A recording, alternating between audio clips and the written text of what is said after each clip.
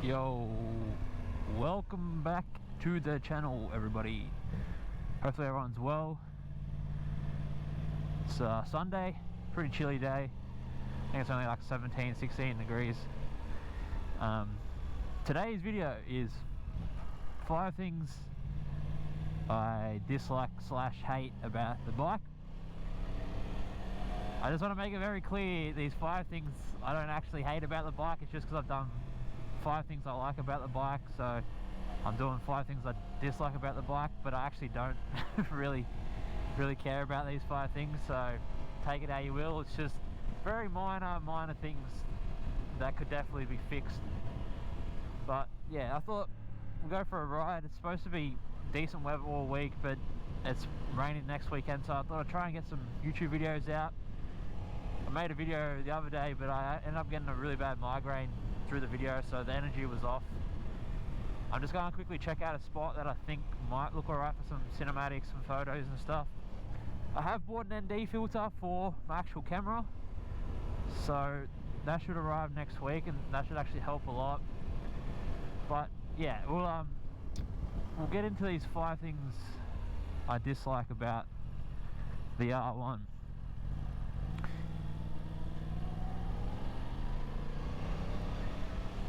The first one being, again, like I said, very small things, but the first one will be a fuel gauge. A lot of the sports bikes, leader bikes, sorry, don't have fuel gauges. I think the only ones that do are the BMWs. People working here? They are, some people are. So yeah, fuel gauge would be number 1. And look, it's not a massive thing. You just set your trip meter and be done with it. That's what I normally do every time, so I know what the fuel's at. Set in the trip meter, makes it very easy to remember how much fuel you've used, how many kilometers you've done.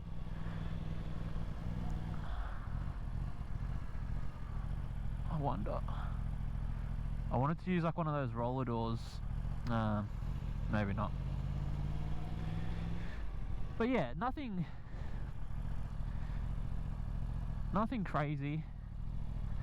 Oh, I might be able to get some under here, but yeah, nothing crazy. I hope people don't mind.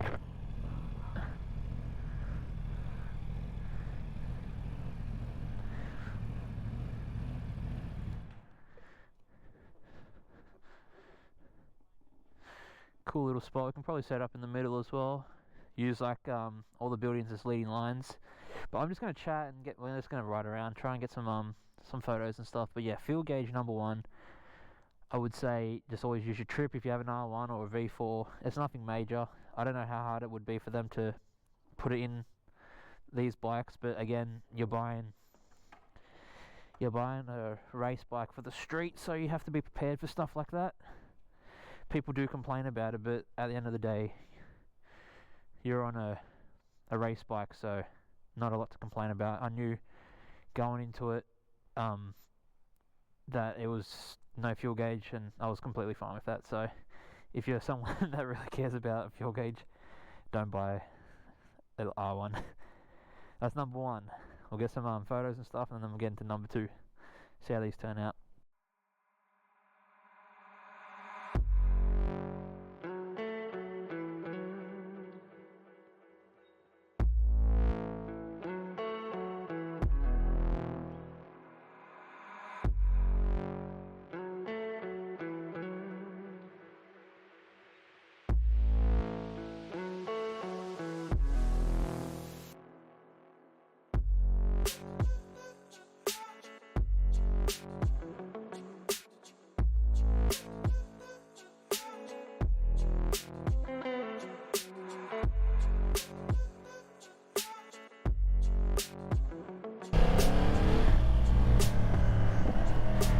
Alright, number 2. Second thing I dislike about the R1 is so when you have gloves and stuff on, this scroll wheel on the right to go like through your display and like change all your settings and stuff, it can be a little bit touchy. It seems like it's just like it's really hard, or not sometimes it's good, sometimes it doesn't really. When you push it in the center, it kind of just scrolls up and down. So that's like another thing. Again, minor things that they probably could fix. Like the new BMW one looks pretty updated and new, where this one I think's pretty old. I'm just gonna grab some fuel. But yeah, that would be the second thing I dislike about the other one. Again, nothing serious. You barely really use it. It's normally just when, like, you're again trying to set your trip, or you're trying to scroll to see the temperature of the bike, or you're changing your settings. Okay, we're definitely not. I might come back. Fuel light hasn't come on. I might just come back later. We'll go head towards some little twisty roads. I could definitely squeeze in there,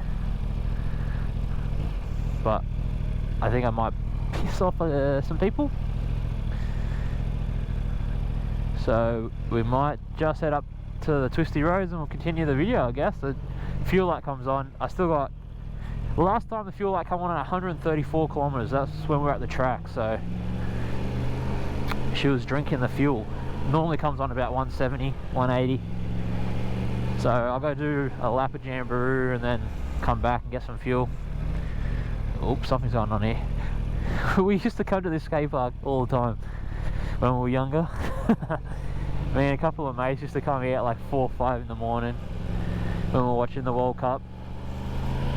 I remember I got absolutely smashed on that half pipe. But yeah, number 2 is that. I would say I can probably give you a quick little demo here.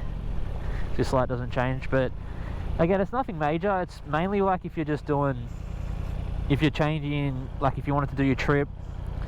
But sometimes it works really well. Sometimes, I think when I first just started, it didn't. I wasn't used to it, but it's not a big problem. But that would be the second thing I hate about the R1. Bro, I thought this guy was going to run that red light. Yikes. It's actually quite a nice day. I got thermals on because I thought it was going to be quite cold, but it's actually pretty good. I just got some photos at the first location, which I probably would have put up in the start of the video or in the middle of the video. But moving on to number 3. Again, not a big problem, but the dash is quite small. One of the smaller ones out of the leader bikes. I would say, I think it goes like BMW, Ducati, the R1. I'm not too sure about the Kawasaki and stuff. I haven't really done much research into those bikes, but it is a quite small dash and it's quite down low, where when I test rode the BMW, it had a much bigger dash. Again though, you're not really looking at your dash unless you're checking your speed. Like I'm not looking to see, or I guess gears sometimes if you can't really hear your bike, but you don't spend a lot of time looking at the dash. So again, that's not a big problem for me, but I can see if some people do want to, if they've their vision's maybe not as good, or they prefer having a bigger dash, they feel comfortable riding with a bigger dash. But again, it's just small things that it seems that Yamaha made this bike in 2015 and they haven't really done a lot of changes to it. Besides like the facelift in 2020, it seems like it's just been the same bike really. So they're just all minor things, and it shouldn't put you off buying the bike. Again, I'm just making this video because I made 5 things I like about the bike, and I just wanted to do a video of 5 things I dislike about the bike. So yeah, having the dash being really small, it's not a pro or a con, because you don't really look at the dash that often. You don't spend a lot of time looking at the dash. Everything's very clear, visible. If you have a quad lock like this, it covers up a lot of it. You could put the quad lock a little bit further towards you, but yeah, it's not a big problem. I wouldn't be concerned. If you can't see the dash, probably shouldn't be riding. I'll go through some little twisty roads. that's what's actually happened is ever since it was quite hot, the bike gets really hot. I don't know if that's because I'm in first and second gear when I'm doing my runs where we normally ride. I'm normally in just first gear because the gearing is quite tall on the R1, and the speed you're getting to on first gear, you don't really need second gear. So I don't know if that's got a big, like if that's playing a part in that. So I don't know if that is playing the part in that, but I did have the coolant leak a lot because the bike was getting so hot. So I had to actually take some coolant out just so it would stop spitting, like overflowing. So we actually are taking the bike, well, I've ordered all the stuff, so I've got like engine ice coming. I'm hoping that sorts it out because it's just got the standard coolant in it, so I think engine ice might help with that. It would be good to test once it gets hot again, but ever since the weather's cooled down, it's been alright. So it's yeah, like that could be another issue. It overheats a lot if you're doing a lot of just stop and starting, so keep that in mind. But I've never really had the bike be super hot while riding. Like I've heard like the Ducatis get quite warm with the exhaust and stuff. I've never really been like, oh shit, the bike's getting hot. It's just like when I stop from doing a run, if we're waiting for cars or waiting for people, the fans kick on. The fans kick on, I think about at 100, I believe, or 110. Like I have seen the bike get to like 110, 115. So that's like another issue, a small issue, which is very easy fixed. I can definitely fix that. It won't be a problem. The engine ice should help with that. What's that? How many is that? 1, 2, and 3. Honestly, I can't really think of too many more. I can't even really think of 5. I guess for shorter riders, the seat being so high, because I'm bloody short, that could be a bit of a problem if you're a bit not confident with sitting on a taller bike. I definitely wasn't at the start. I was a bit concerned about it, but you just got to be smart with it. So if you're coming up to a stop sign and there's a bit of a hill and stuff, don't try to get 2 feet down and get too like a tippy toes on both sides. Just put 1 foot down and just be cautious of it. Like whenever you're stopping, just slide your butt to one side, and just, yeah, it gives you a lot more room. Lean the bike over a little bit. It yeah, I wouldn't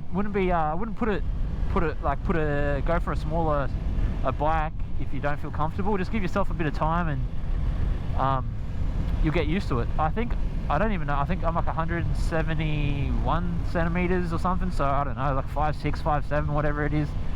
And yeah, I can definitely not get both. I can I can probably tippy toe a little bit more than tippy toe, but I always, no matter where I'm stopping, like, so if I was going to stop here, I would just put 1 foot down.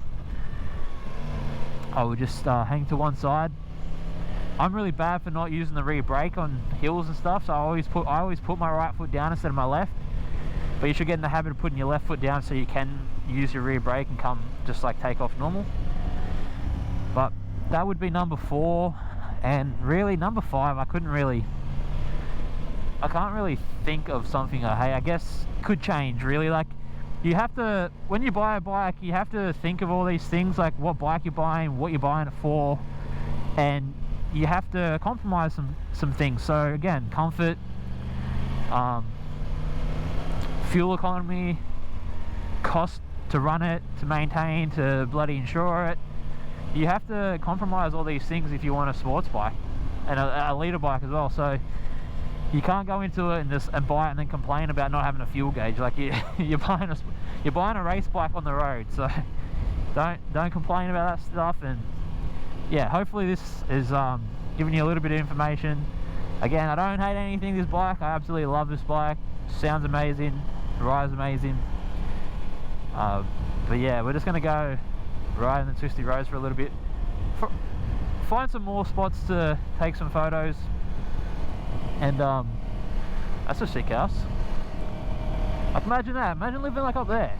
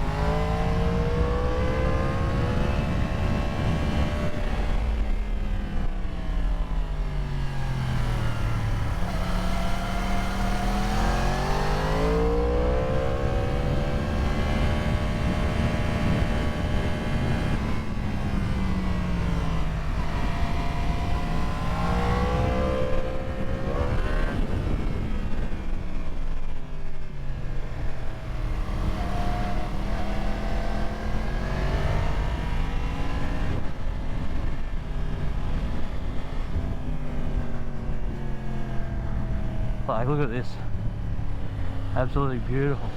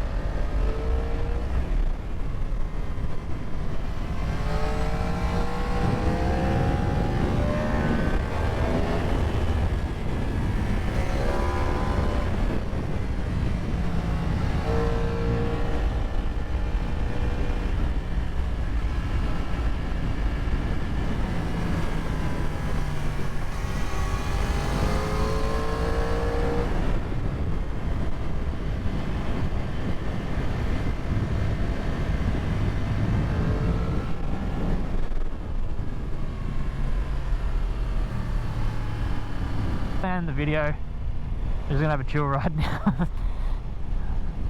Oh mate, I saw his antenna over the top of the little hill. I was like, yep, that looks like one. But anyway, yeah, 5 things I dislike about the bike. Like I said, the first one would be, what do we start with? No fuel gauge. Again, just run your trip, and that's basically to solve that problem. Number 2 was the scroll wheel. Once you put your glove on, you get used to it. You can definitely work around that. If Yamaha updated the system, which I think they've done it on the MT-09 now, they've made the buttons and all that, I think, updated. I don't know about the right hand side, but the left hand side looks new. Number 3 was the dash being too small. Again, I don't really look at the dash too often. It's clear. It's yeah, it's visible. Everything's nice and sharp. Looks good. So again, not a massive issue for me. It could be for some other people. It's up to you. The next was the overheating a little bit, which I think that's my part on my end. Just the way I'm riding the bike. It's not really designed to be in first gear in such a tight little area as well. So I think it's more to do with me. And then number 5 was it being how tall the seat is. It's again, short people problem like myself. I might make a separate video on like how to improve your confidence with being shorter on a taller bike. That could be another video. But yeah, there are the 5 things I dislike. Let me know down below if there was anything I missed, or if you have another one and you got any other dislikes, I would love to know. But anyways, hope you enjoyed the video. I'll see you in the next one. Remember, ride safe, and I'll see you in the next one. Peace. Bro, there's no way this guy's on the road. He's flying, he's flying.